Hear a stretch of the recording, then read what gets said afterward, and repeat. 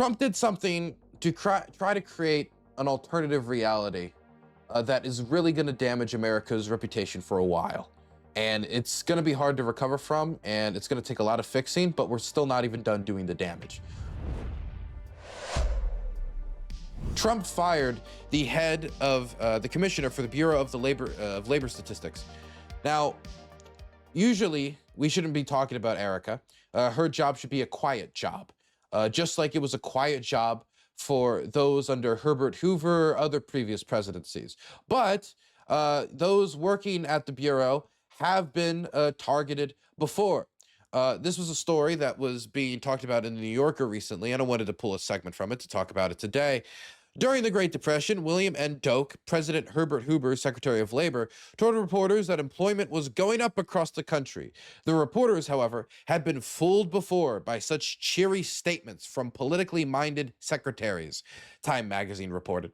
They sought a second opinion from Ethelbert Stewart, the Commissioner of the Bureau of Labor Statistics, the same role held by Erika today. The Commissioner of the Bureau of Labor Statistics and this white-crowned, white-whiskered old man telephoned Secretary Doak that the statistics given to him warranted no such declaration. So he said that, hey, no, the data I see does not align with this huge boom. Not long after, Hoover signed a law requiring that federal government workers, among other things, must have a retirement age, meaning that at a certain age you must retire. Now, Dokes was in his mid-70s, so this forced Dokes into early retirement. He was asked by the Times about this coincidence, and he said, retired, don't put it that way. I've had a tin can tied to the end of my coattail, essentially saying, I've been forced out the door. I've been forced out by President Herbert Hoover when it comes to the data. So this is not the first time that a president has actually gone after the commissioner. This is the first time that the president has felt the gall and the lack of shame and embarrassment that instead of finding some excuse workaround that removes them quietly as you hope the media doesn't pay attention, that you try to keep it down low, he instead went to the public, called the data phony as his staff was trying to justify the decision to fire them, and directly fire them, a pretty unprecedented move. As they were trying to justify it and tone down the situation, he goes out there and says that they put out fake data after the Bureau came forward and put out data that said that, hey, actually, it was not as good the last few months as people had thought, and we have some pretty milquetoast numbers for this month. Not catastrophic numbers, but numbers that indicate a slowdown. And he decided to react to that by saying the numbers were fake, which is something that he's done before. Not only in this term has he done this, and not only just the general idea that he has lied before, but I mean, he has thrown out ridiculous lies in reference to the Bureau of Labor Statistics. For example, when he was, after he came down off the golden escalator back in 2015, he said that our real unemployment rate is like 20% in reference to the Bureau of Labor Statistics data, saying that the number was fake, that the BLS commissioner lied about it, and that the real unemployment number is 20%. So he just throws out numbers based upon marketability. 20% unemployment sounds bad. It's not real, but if he can say the real numbers are fake and get people to believe him, then he can just make up whatever numbers he wants. Now, having to fight against against the federal government publishing data that contradicts you while president is pretty embarrassing. Every news publication will come out and laugh at you for which they should. Dylan is the man. Hassan is a peenie nepo. Slava Ukraini biceps Ukraine. Man, the random come through with the arm drop to come in there and just grab Hassan by the hair. I appreciate the 20 New Zealand dollars. I appreciate all my Kiwi fans and all my Kiwi viewers. We got a few over there in Aussie land who care quite a lot about international freedom and Ukraine's struggle for freedom. And also, I guess, like a little bit of dash of American domestic affairs. Appreciate that. Thank you. So Trump had the gall, though, to fire them in a way that previous presidents didn't, and not only fire them, say the data was faked when he has a record of making up fake data with this exact same bureau. And not only did he call it fake, he then went on to accuse the commissioner of being a Democratic operative, as if they are working for Hakeem Jeffries, Chuck Schumer, Hillary Clinton, Barack Obama, or something behind the shadows. He didn't present any evidence for the numbers being fake. And of course, he did not present any evidence for them being a Democratic operative. But that was all the justification he needed. And he fired the person who, well, was delivering the numbers. He shot the messenger, so to speak.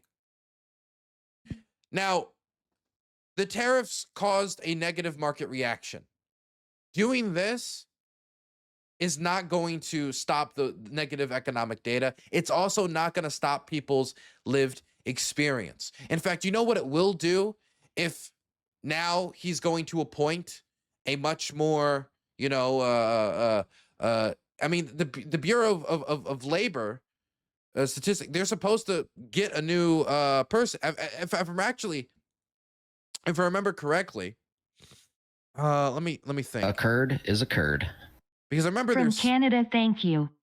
Hey, thank you. I appreciate that. Thank you. From Canada, how much from Canada? Oh, is that $20? Wow, that's $40 today I've made. That's very helpful. Thank you.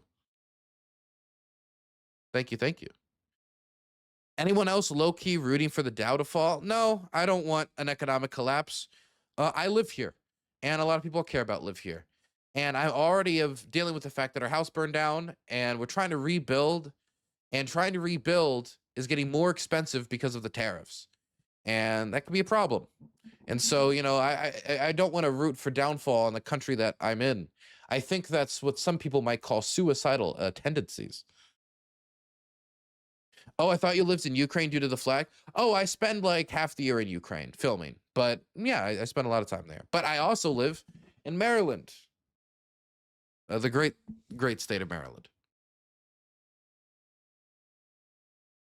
So the thing is, right now, there's people who are retiring that Trump can replace in these institutes that are publishing data, and he is forcing retirements of others. So he forces this retirement, replaces them with somebody else, replaces loyalists at other organizations of the federal government. At what point do people just stop taking American data seriously? At what point do we start publishing data? And people already don't take what Trump says seriously. When he comes out with economic data about how much industrial investment has been made, about how much X, Y, and Z money has been put in, they already don't take him seriously. They listen, you listen to him like the chattering of a wind chime. Maybe you can get a slight scent of the winds from him, but specifics, yeah, good luck. But when our governmental agencies cannot be trusted for data, then you're going to have to collect data like people try to collect data from like China, like, oh, let's look at electricity usage, XYZ. You have to do all this stuff to figure out how much economic, activity is really going on. And that's going to be a problem for investors.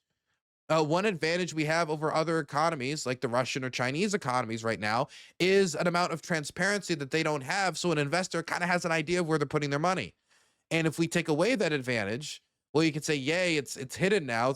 But that's also going to be a disadvantage, not only for the American people who deserve transparency and for a government denying them transparency, which means that bad issues can get worse and fester, and the pain and experiences of everyday people are not going to be expressed in the data. And so when they complain, that pain is not going to be sent up the information chain, up to the leaders that need to know it. But also, it's going to undermine our credibility. There's going to be less transparency for the American worker. That screws up our information chain for, the government trying to figure out what's wrong. And it makes us look like a less, promising investment location because people want transparency about the security of their investment.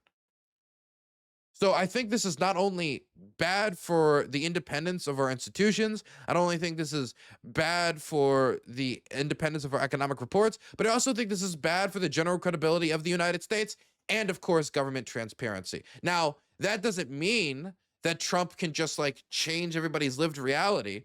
Biden talked about how great the economy under him was all the time, and that didn't really do all that much when election day came around, did it? So him just changing some official government numbers, even if they're lies or not, it might change what he can like publish on Truth Social for a headline, but it will not change people's lived experiences or the due diligence of reporters who, if they can find out some of the economic data off of China with the restrictive processes that they use, I don't think Trump's going to be able to one up them. So I think ultimately this is a fool's errand, but it does show his rot entering our institutions.